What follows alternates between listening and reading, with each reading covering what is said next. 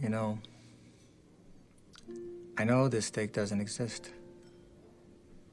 I know that when I put it in my mouth, the Matrix is telling my brain that it is juicy and delicious. After 9 years, you know what I realize?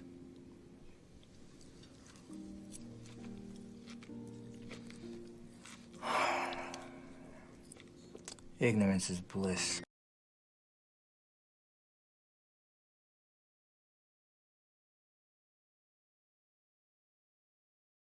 Hello and welcome.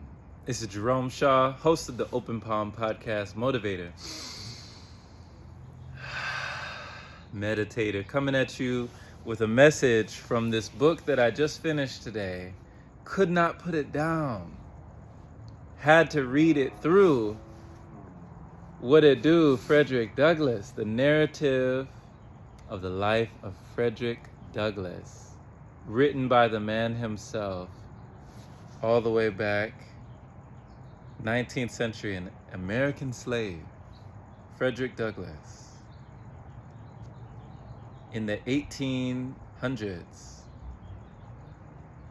Crazy what this man went through and what ancestors went through just to get here, just to be here, to have the privilege, to have the ability, to have the blessing of being able to read and write. I got emotional while I was reading this. It was crazy. It was like, one of my friends said, there was a time when we could have been killed just for knowing how to read and write. Just for knowing how to read, we could have been killed. Now today, most people won't read to save their lives. I said, wow. But anyway, there were a few chapters that really stuck out to me, and I was highlighting all through this book.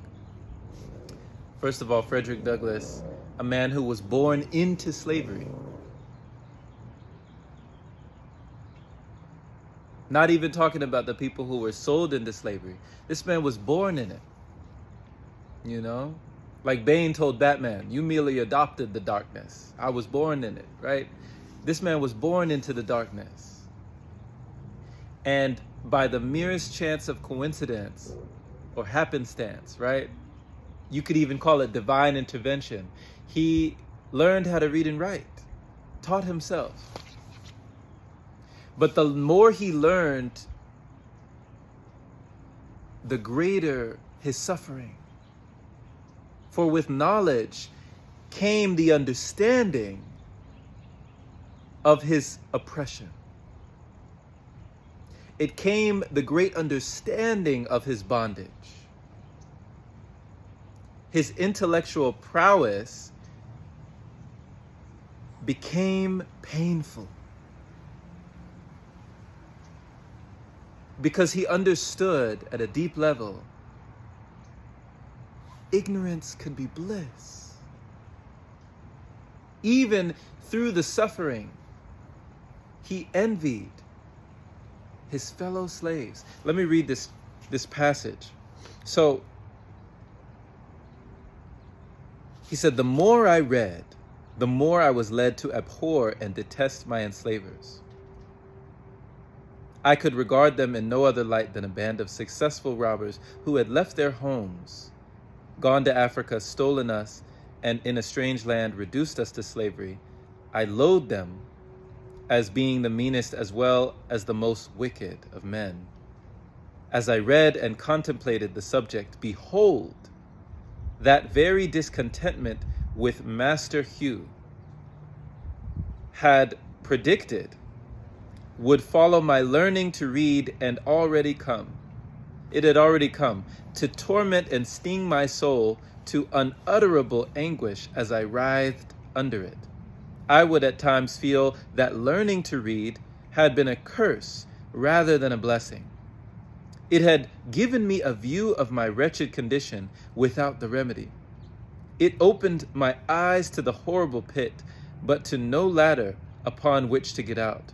In moments of agony, I envied my fellow slaves for their stupidity. Wow. I have often wished myself a beast, preferring the condition of the meanest reptile to my own. Anything, no matter what, to get rid of thinking. It was this everlasting thinking of my condition that tormented me. There was no getting rid of it. It was pressed upon me by every object within sight or hearing, animate or inanimate. Wow. So, this passage where he reflects and connects that he did not expect to be under such suffering of the mind when he was able to learn over time how he had gotten in bondage, how he had been born into bondage. And that he actually, the more he learned, the more he read, the more he acquired, the more he rewired, he was able to say, I envy my fellow slaves for their ignorance. I envy my fellow slaves for their stupidity.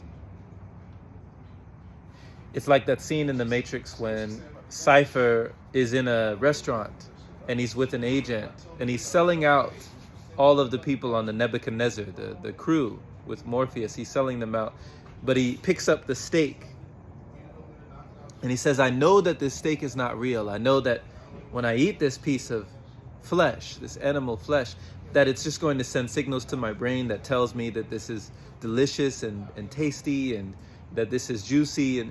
But I know that this is just a fragment of my imagination. This is just electrical signals to my brain. I know it doesn't exist, but ignorance is bliss.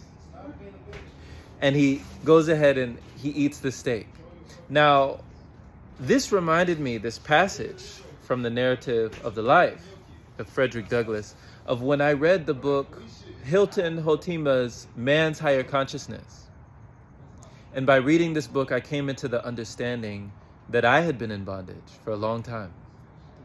And it wasn't the bondage of slavery. It wasn't the bondage of this type of bondage, being whipped, having a slave master and all of this. But it was the affliction and the oppression of an addiction that had gone on for years that I didn't even know existed. Can you imagine being under something so invisible, something so intangible that you don't even realize it has already taken place? And it starts from a simple taste, right? That once tasted, luxuries can become necessities in quick time. It doesn't take long for us to say to ourselves, I need this to exist, where we will become our own witness of our own deeply held addiction, not willing to let go of our self-imposed affliction, our self-imposed constriction of the body. Like they say, if you do not make your health a priority, you will soon have to make time for your illness. Had I known that I was in slavery already, I was in bondage within my own body,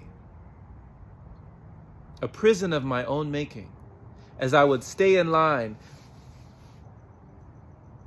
waiting at McDonald's, waiting at Burger King, waiting for a feast, waiting to destroy my sense of internal peace, waiting to grab something to make my ailments increase, waiting for more depression, more anxiety, and fears that increased, right? That wouldn't cease. And I look back and I reflect on myself. And it's like, I waited in line for that? Had I even known, right? I'm like, Jerome, you know how hot dogs are made? You're eating hot dogs every day with macaroni and cheese, ketchup. You know how these chicken nuggets are made? What they do? And now you want this in you? With sweet and sour sauce and honey mustard to go with it.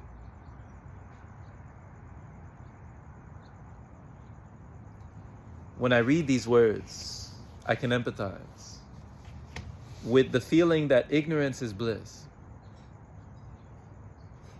That you'd rather choose ignorance than a knowledge such as this. To know and bear witness to your own oppression. To realize that you had been in a constant depression.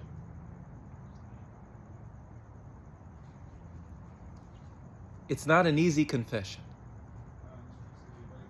So,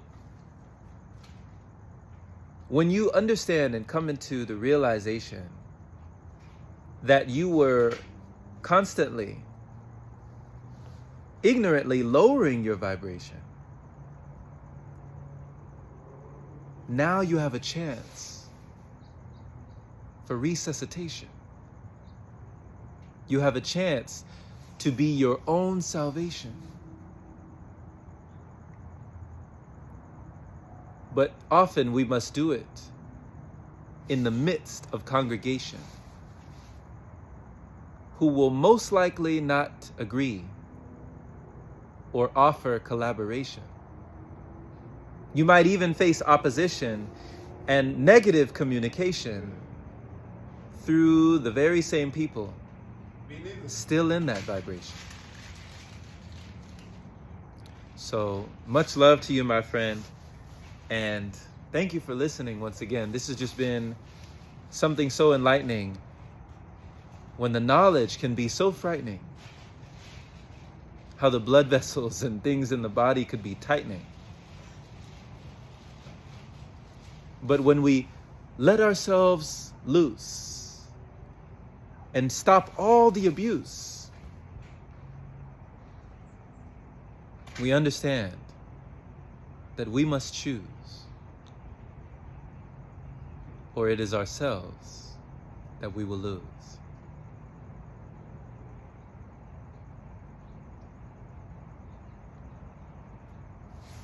Choose you, my friend. Choose you time and time again. And we'll see you next time. It is never the end.